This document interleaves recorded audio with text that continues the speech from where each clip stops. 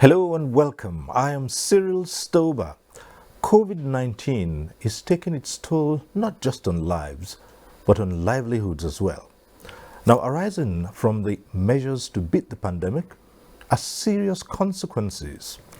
How do you balance health with wealth when the working people are all but overwhelmed by a killer virus? COVID-19 has brought about the loss of millions of jobs worldwide, threatening economies and wreaking havoc on those infected and those not infected.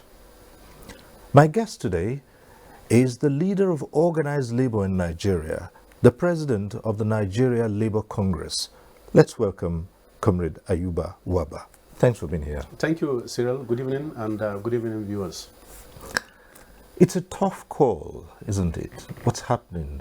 The pandemic. It's tough on not just lives, but on livelihoods. Let's start on that premise. We've seen lockdowns, we've seen restrictions, we've seen employers shutting down, we've seen threats to jobs. Millions of jobs have already been lost worldwide. And let's come back home to Nigeria. How is this pandemic affecting employment, jobs, livelihoods? Well, it's really a challenging period globally.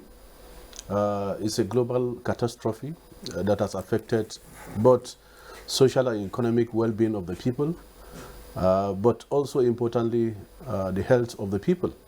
And clearly speaking, even the best economies around the world have been affected.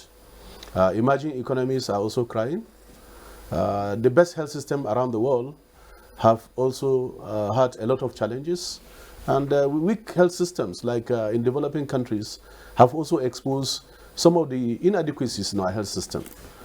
Importantly also, the very scarce human resource in health have been overstretched in all the countries around the world. And Nigeria is not an exception.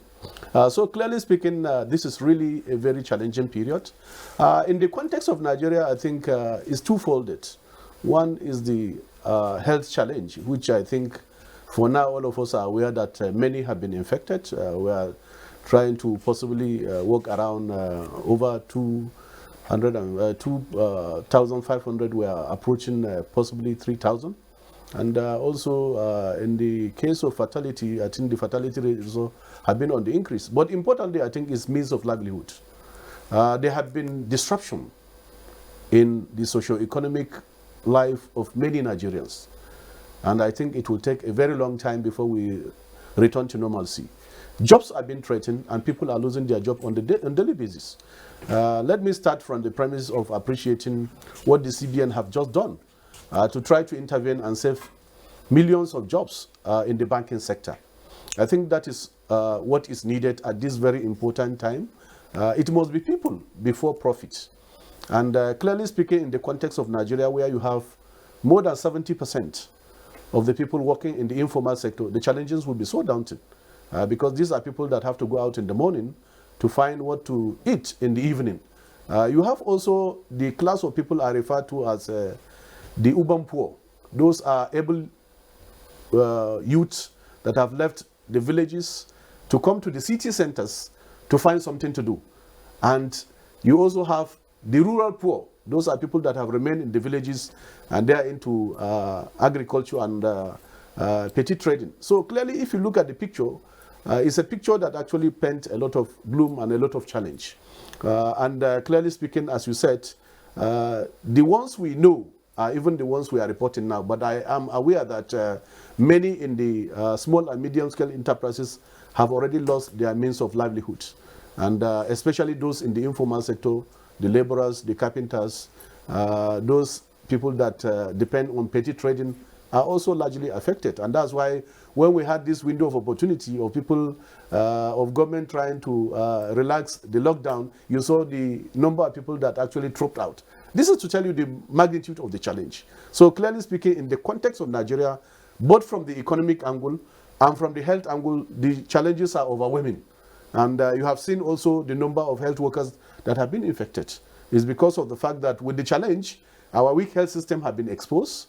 And importantly, now what is happening from what I've gotten from the field is that many people visiting our health facilities, be it primary care centers, be it secondary health care centers, be it tertiary institutions, they try to hide their medical history. They also hide their travel history. And therefore, workers, those frontline workers are also left to try to now guess. And that amount to the high number of cases. Not only health workers in the isolation and treatment centers, no. Health workers in different health facilities are now also testing positive. So it's really an overwhelming challenge. We pray that the number doesn't actually pass the proportion we can manage. Because if it passes that number, it then means the challenge will be too overwhelming. So I think also the fact that the fatality rate so far, when compared to other advanced countries, we can say that our fatality rate is still, I think, under a situation that is less than 5%. So clearly speaking, I think God has been so merciful, but we need to look at the whole issue and try to respond to those challenges effectively in a well-coordinated manner, but I think in an innovative way.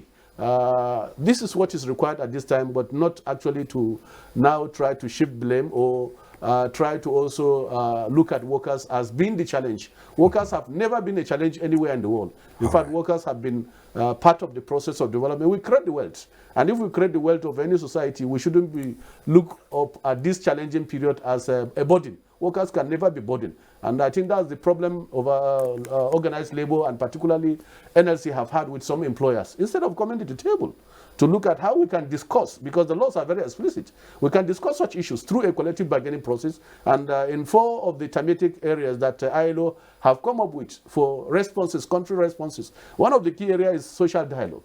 Social dialogue to address any challenge. Yes, because clearly with the challenge in the economy, there will be threat to jobs. Right. But we must do it in an innovative way so that the issues don't get compounded and then we go into prolonged recession, God forbid, and it compound our issue. So this is where we are, Cyril. Now, two issues come readily to mind, and that's even before we go into the specifics.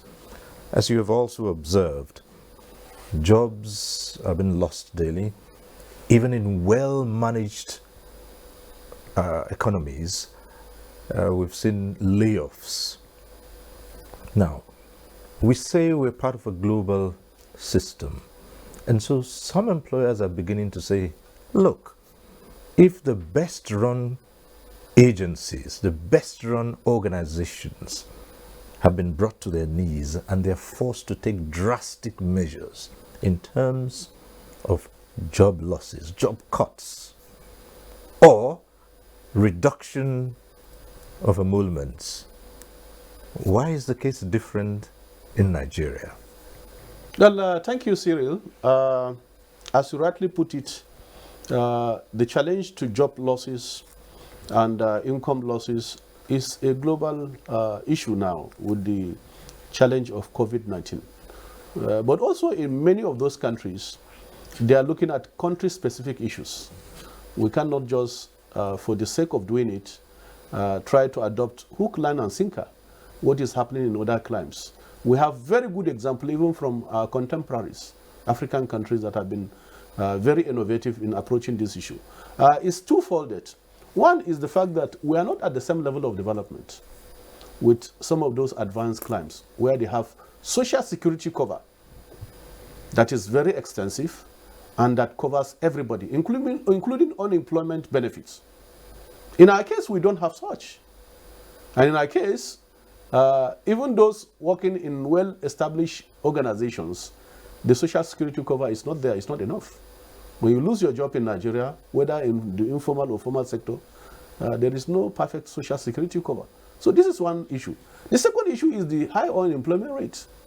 The unemployment rate today in Nigeria is so high that even the number we are putting in public domain, I'm not sure it captures the issue. Because the issue of data in Nigeria has become a problem. We don't have an empirical data to actually point to what we are seeing. So if you look at these two scenarios, it then means that we have to be very careful, we have to be strategic, we have to be smart, we have to be innovative in responding to this issue. In those climes, because of those provisions of perfect social security cover, they can actually go ahead to do some layoff because there are unemployment benefits.